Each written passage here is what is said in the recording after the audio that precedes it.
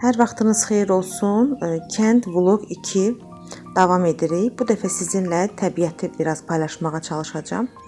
Ümumiyyətlə biz kəndə getdiyimiz zaman yağışlar yağdı. Amma yağışlardan bir gün öncə nə yaxşı ki, biraz təbiəti çıxıb seyr etdim və sizlər üçün də nələrsə çəkməyə çalışdım. Təbiət hər fəsildə gözəldir. Yaz fəslində xüsusilə sanki rəssam çəkmiş kimi. Yəni bu kadrları sizin üçün çəkməyimə çox sevinirəm. Çünki ondan sonra yağışlar çox yağdı və biz yəni çölə bayıra çıxa bilmədik.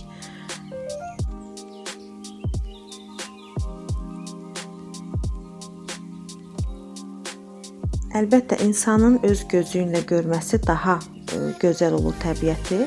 Yəni necə də telefon yaxşı çəksə də, nə olur olsun insanın gözündən gözəl kamera yoxdur həqiqətən. Yəni kaş ki özünüz də bir görə bilərdiniz, bir hiss edə bilərdiniz bu təbiətin qoxusunu, çiçəklərin qoxusunu. Ümumiyyətlə kəndə getmək, rayona ya bir təbiət qoynuna çıxanda insana sanki bir terapiya olur. Yəni insan psixoloji olaraq biraz rahatlaşır, biraz ruhu dincəlir. Bu da həqiqətən də insan üçün, insanın yaşaması üçün çox vacibdir.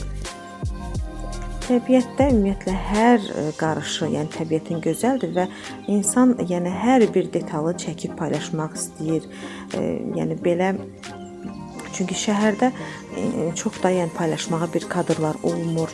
Amma yəni həqiqətən də rayon, kənd, təbiət buna görə çox əlverişlidir.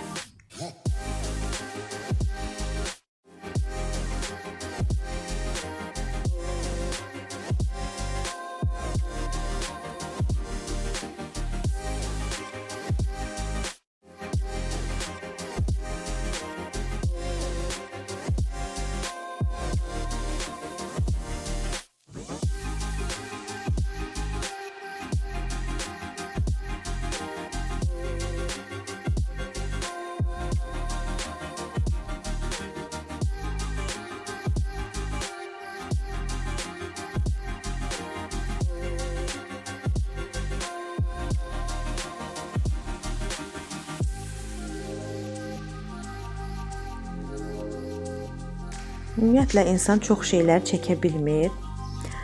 Qızım da mənim üçün və sizlər üçün ev vlogu çəkib. Buyurun siz də izləyin. Biraz montajlar elədim, biraz əlavə kadrları çıxartdım. Amma yəni o mənə kömək üçün belə bir ev vlogu çəkdi və mən də paylaşıram. Buyurun izləyin. Sizdən çox xahişim abunə olmaq. Mənə abunə olun, like edin, bəyənin, paylaşın. Yəni bunlar mənim üçün çox önəmlidir həqiqətən də. Yəni irəli getmək üçün, biraz nəsə bir şeylər əldə etmək üçün mənim üçün və hər bir mənim kimi YouTube-da video paylaşan insanlar üçün yəni bu çox önəmlidir. Zəhmət olmasa abunə olun və hər birinizə minnətdaram. Ümumiyyətlə videolar bəyəndiyinizə görə, baxdığınıza görə. İnşallah ki indidən belə mütəmadi olaraq nələrsə maraqlı videolar mən sizinlə paylaşmağa çalışacağam. Bu günlük sizə hələlik deyirəm. Siz də vlogu izləyərsiniz.